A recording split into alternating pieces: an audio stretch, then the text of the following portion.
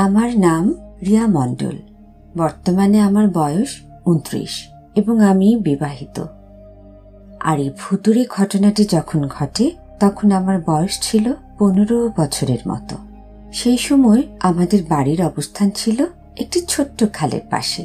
আমাদের বাসায় কাউকে আসতে হলে তখন খালের উপরের একটি বাঁশের সাঁকো বা পুল পার হয়ে আসা লাগতো। আমার মা তখন বলতো যে ওই খালটি নাকি ভালো না, নানান প্রকার খারাপ জিনিস নাকি সেখানে চলাফেরা করে। তাই বিশেষ করে রাতের বেলা মা আমাকে ওই খাল পাড়ে যেতে দিতেন না। ততদিনে আমার দিদির বিয়ে হয়ে গিয়েছিল এবং তার শ্বশুর বাড়ি ছিল খালের ওই পার হতে কিছুটা দূরে। তবে সেই বাড়ির পেছনে ছিল বিশাল ফসলের মাঠ। রাতের বেলা ওই মাঠের দিকে তাকানো যেত না, কারণ সেদিকে তাকালেই অন্ধকারে কিছু জ্বলন্ত চোখ দেখা যেত। সম্ভবত সেগুলো শেয়ালের চোখ হতে পারে। আর গভীর রাতে ওই দিক থেকে গাছপালার চরচর মরমর শব্দ, সেই সাথে যেন শেয়াল কুকুরের দৌড়াদৌড়ির শব্দ ভেসে আসতো। আর ওই সকল শব্দ রাতের বেলায় কান পেতে শুনলে মুখের ভেতরে যেন ভয়ে শুকিয়ে আসতো। সেদিন ঠিক দুপুর 1টার দিকে মা বাড়িতে ছুটে এসে বলল, রিয়া, এখন আর ঘর থেকে বেরোবি না। আমি কিছুটা অবাক হয়ে বললাম, কেন মা, কি হয়েছে? আরে, তোর দিদির বাড়ির পাশের বয়স্ক লোকটি মারা গিয়েছে। কিভাবে? বিষ খেয়েছিল। মা, আমি একবার যে একটু দেখে আসি। এখন যে কোনো লাভ নেই, সেই লাশ পুলিশ এসে নিয়ে গেছে। পুলিশ নিয়ে গেছে? তুমি আমাকে আরেকটু আগে বলতে পারতে। আমি ইচ্ছে করেই তোকে বলিনি। ওই লাশ দেখে তুই ভয় পেয়ে নিশ্চিত গায়ে জ্বর বাঁধাতিস, আর সারা রাত না ঘুমিয়ে বাড়ির সকলকে জ্বালাতন করতিস। আমি একটু দুঃখী ভাবে বললাম, আচ্ছা, পুলিশরা ওই লাশ আর ফেরত দেবে না? পোস্টমর্টম শেষ হলে ওরা লাশ ফেরত দিয়ে যাবে। তাহলে তখন কিন্তু আমি দেখতে যাব। জানি তুই আমার নিষেধ শুনবি না, কিন্তু সাবধান, লাশের কাছে যাবি না, দূর থেকে দেখে চলে আসবি। আমি এবার অপেক্ষা করতে থাকলাম পুলিশ কবে ওই লাশ ফেরত দিয়ে যায়। পুলিশের কাজ শেষ হলে ওই লাশ তারা ফেরত দিয়ে যায়। আমি, আমার দিদি ও মা, আমরা একসাথে কিছুটা দূর থেকে ওই লাশ দেখলাম। বেশ অনেক মানুষের ভিড় হয়েছিল ওই লাশ দেখার জন্য।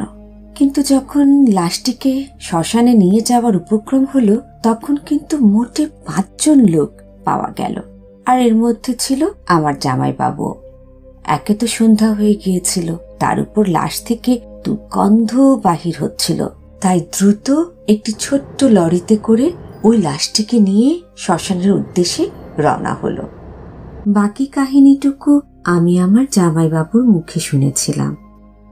সন্ধ্যার সময় আমরা 5 জন লাশটিকে নিয়ে শ্মশানের উদ্দেশ্যে বেরিয়ে পড়লাম। ছোট্ট লরিটি বেশ দ্রুত চলছিল, কিন্তু কিছু সময় পর হঠাৎ খুব জোরের সাথে বৃষ্টি শুরু হলো। লরির ত্রিপল দিয়ে লাশটিকে ঢেকে দেওয়া হলো, আর আমরা সবাই বৃষ্টিতে ভিজতে থাকলাম। বেশ কিছুটা পথ অতিক্রম করার পর রাস্তার পাশে একটি চায়ের দোকান দেখে লরিটিকে থামানো হলো।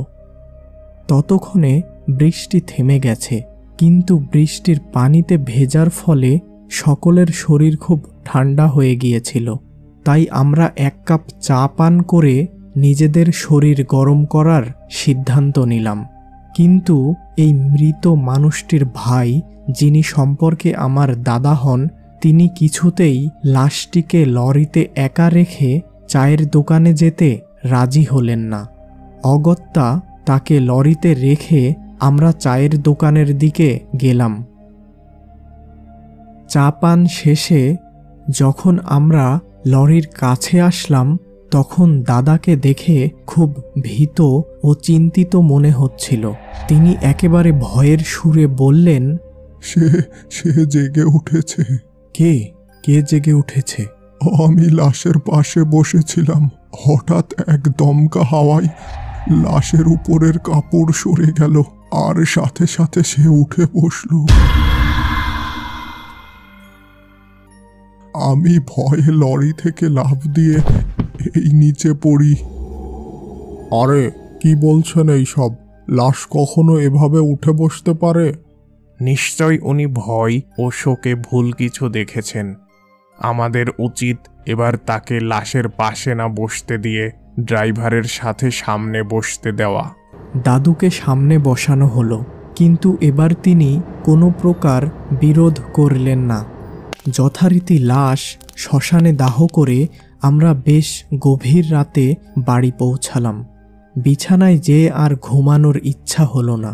আমি আর আমার এক বন্ধু বাড়ি থেকে কিছুটা দূরে খালের পাড়ের একটা বাঁশের মাচায় যেয়ে বসলাম। আমাদের সামনে মাটির রাস্তা, আর তার পাশেই বিশাল ফসলের মাঠ। আমরা ওই মৃত দাদুকে নিয়েই কথা বলছিলাম। হঠাৎ সামনের মাঠে লক্ষ্য করলাম কি একটা কালো অবয়বকে ঘিরে জোরের সাথে বাতাস ঘুরছে। আমরা দুইজন বেশ ভয় পেয়ে গেলাম। চল, এত রাতে এখানে থাকা ঠিক হচ্ছে না। খেয়াল করলাম মাঠের কালো অবয়বটি আমাদের দিকেই যেন এগিয়ে আসছে। এবার আমরা দুইজন দ্রুত বাড়ির দিকে রওনা দিলাম। কিছু পা এগোতেই পিছন থেকে কান্নার শব্দ শুনতে পেলাম। আমি পাশে না তাকিয়েই আমার বন্ধুকে বললাম, যত কিছুই হয়ে যাক না কেন, ভুলেও পিছনে তাকাবি না। আরও কিছু পা এভাবে এগিয়ে যাওয়ার পর পিছন থেকে শুনতে পেলাম, কিরে, তোরা আমাকে না নিয়ে কোথায় চলে যাচ্ছিস? এই কথা শুনে আমরা দুইজনই তখন ভয়ে কাঠ। মনে একটু সাহস এনে বললাম, কে তুমি, আর আমাদের কেন এমন ভয় দেখাচ্ছ?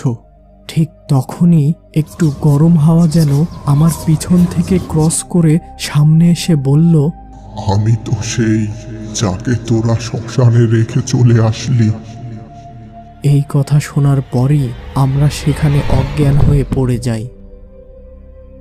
আর এরপর যখন জ্ঞান ফেরে তখন নিজেকে নিজের রুমের বিছানায় আবিষ্কার করি।